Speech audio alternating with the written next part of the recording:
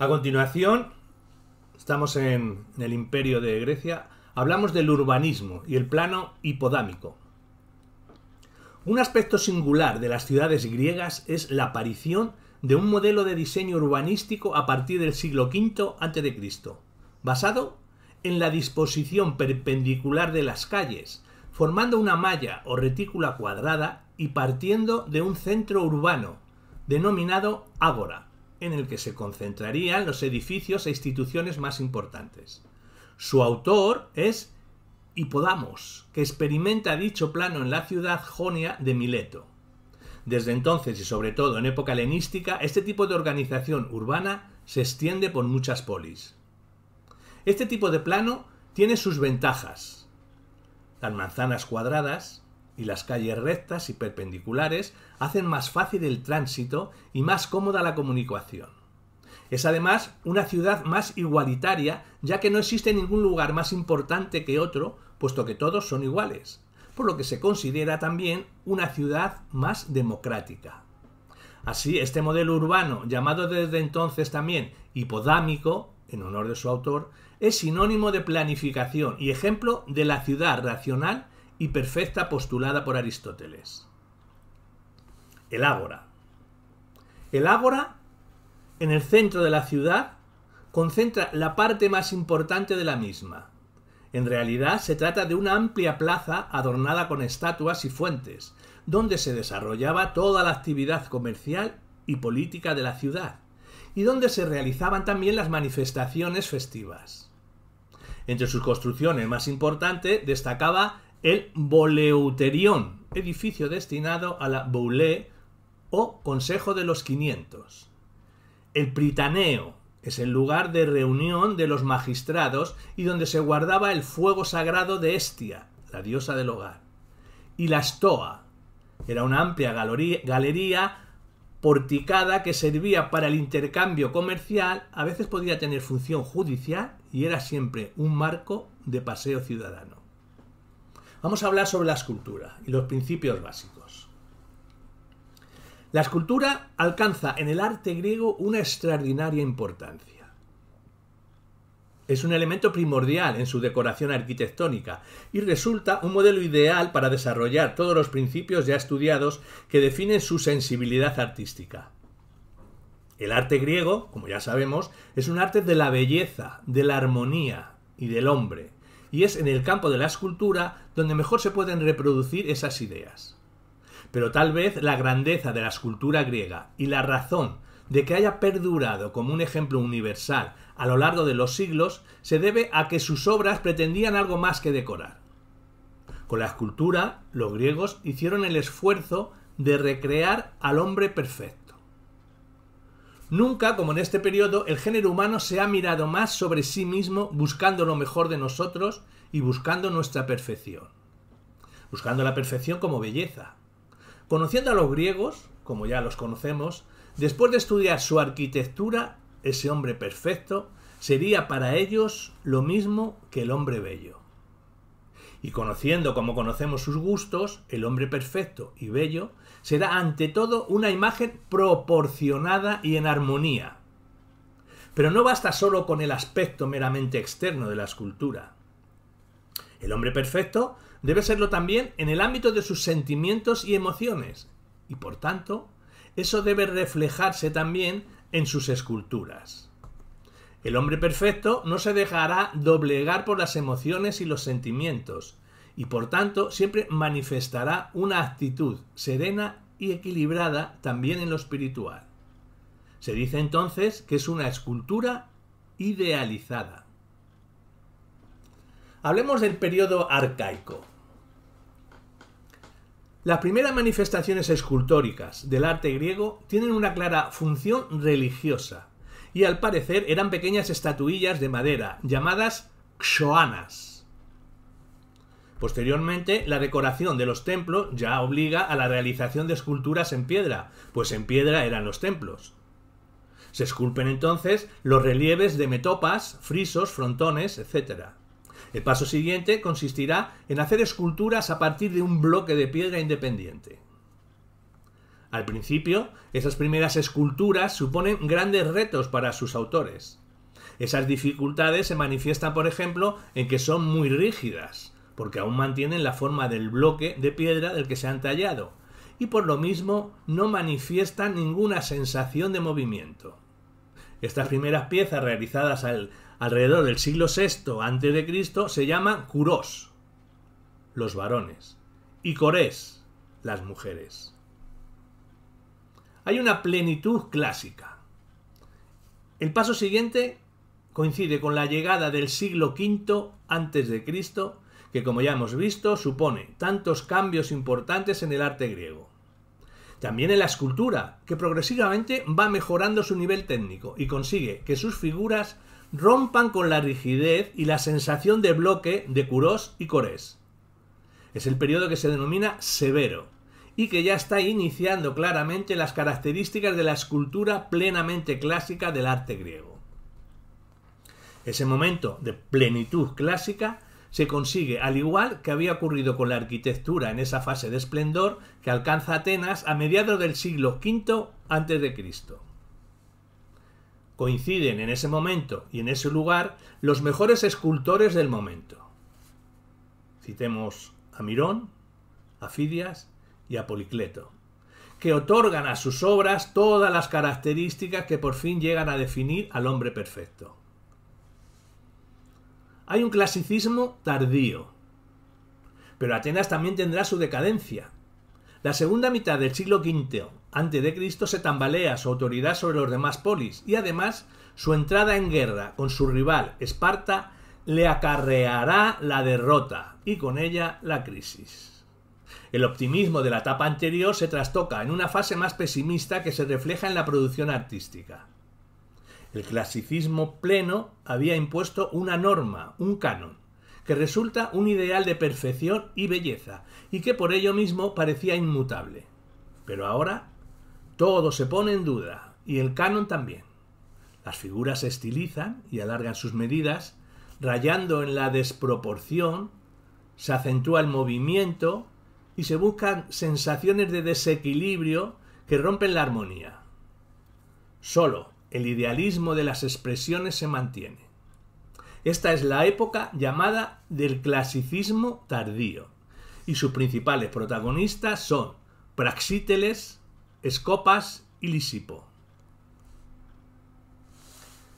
Había un cambio que se le va a llamar helenismo. Es el cambio definitivo y se producirá cuando las polis pierdan su libertad bajo la autoridad de Alejandro Magno. Como ya vimos en el capítulo dedicado a la arquitectura, coincide esta nueva etapa con el periodo artístico del helenismo. El cambio que se produce en la escultura es también muy profundo. No solo se rompen definitivamente los principios clásicos de armonía, proporción y equilibrio, sino que también cambian los temas. Ahora muy variados y sencillos, y lo que resulta más novedoso, la expresión gestual. Se abandona por fin el idealismo tan característico de la escultura griega y se sustituye ahora por una postura más exagerada y gestilocuente. Se dice por ello que es una escultura mucho más expresionista. Hablemos de la técnica del trabajo en bronce. Todos los bronces griegos se fundían probablemente mediante alguna forma de proceso de cera perdida. En el vaciado, por el procedimiento directo de la cera perdida, se construye un núcleo o alma de arcilla con una armazón metálica y su superficie se acaba en cera con el espesor que se quiera dar a la estatua. A continuación se añade una cubierta de barro unida al núcleo por medio de varillas de bronce. El espacio que deja la cera derretida lo ocupa el bronce fundido. El molde se desprende del bronce solidificado, los extremos de la varilla se cierran, se arreglan las imperfecciones y finalmente se limpia la superficie. A pesar de que la mayor parte de los detalles se realizaban sobre el modelo, podían terminarse con el cincel sobre el bronce frío. En el método indirecto, el modelo puede ser de cualquier material. Alrededor de él se hace un molde de piezas desmontables, en las que se modela o vacía un molde de cera, rellenándolas a continuación con lo que constituirá el núcleo. El bronce se trabaja después como en el método directo. Se retiran las piezas del molde y en su principio pueden ser utilizadas de nuevo para la realización de otra estatua idéntica, pero existen pocas pruebas de que así se hiciera en Grecia. Hablemos de la técnica del trabajo en piedra. Respecto de la figura, dice Wickover, los perfiles de una figura como esta revelan la forma que tenía el bloque original. Frente a la obra ya terminada tenemos una seguridad aún mayor de que mientras trabajaba en la parte anterior, en la posterior y en los lados, el escultor tuvo que orientarse en todo momento por las figuras que antes de empezar dibujaran el bloque. Al enfrentarse a cada una de las caras de sus estatuas, el escultor griego de esta época razonada como un delineante, la consecuencia es que la estatua tiene necesariamente 4 vistas bien diferenciadas. Una figura así está lejos de ser una obra realista en el sentido moderno de este término, pese a lo cual posee una asombrosa vitalidad. Está rebosante de la energía de la vida. Tiene además una superficie de calidades suaves y cálidas, casi aterciopeladas. Ello se debe no solamente a las características del mármol griego, sino también a las infinitas muescas producidas por el puntero que, aunque luego se las suavice por medio de abrasivos, crean, por así decirlo, una serie de vibraciones bajo la superficie que evocan la sensación de una piel palpitante. Las soluciones plásticas. Hablemos sobre la composición. A lo largo de la historia de la escultura griega se investigaron diferentes soluciones plásticas. Podríamos establecer un mínimo de 4 apartados para aprender las más utilizadas y más logradas por los escultores clásicos de la antigua Grecia. Serían la composición, la luz, el movimiento y la expresión. De algunos ya se ha hablado, por ejemplo, hemos insistido en la importancia del contraposto, como una forma de disposición de todas las partes de la figura para lograr la perfecta simetría y equilibrio de la figura. Será, por tanto, la forma de composición más utilizada y más característica de la escultura de esta época. Soluciones plásticas. La luz.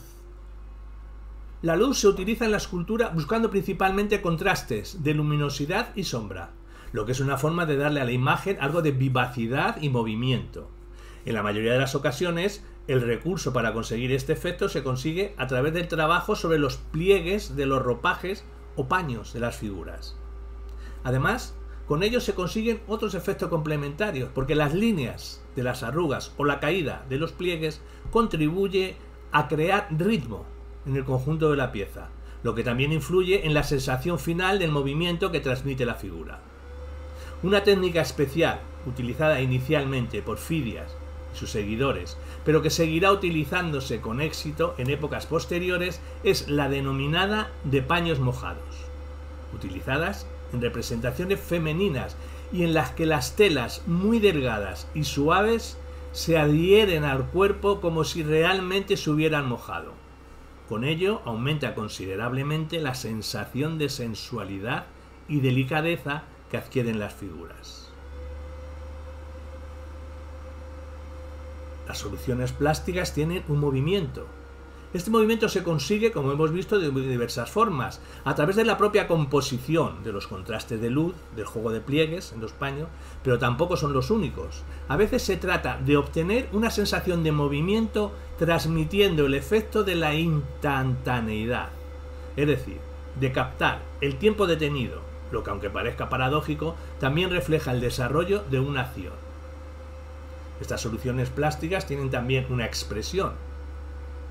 Por último, se ha hablado igualmente de la expresión y se ha insistido en que la escultura griega se caracteriza principalmente por el idealismo de su expresión gestual. No obstante, el cambio que en muchos aspectos representó el movimiento helenístico también se notó en la expresividad. Las representaciones aumentaron su realismo y exageraron su dramatismo, dándole por ello un carácter expresionista a la escultura de este periodo. Es a partir de este momento cuando se advierte una doble opción en la representación del carácter, el ethos y el pathos.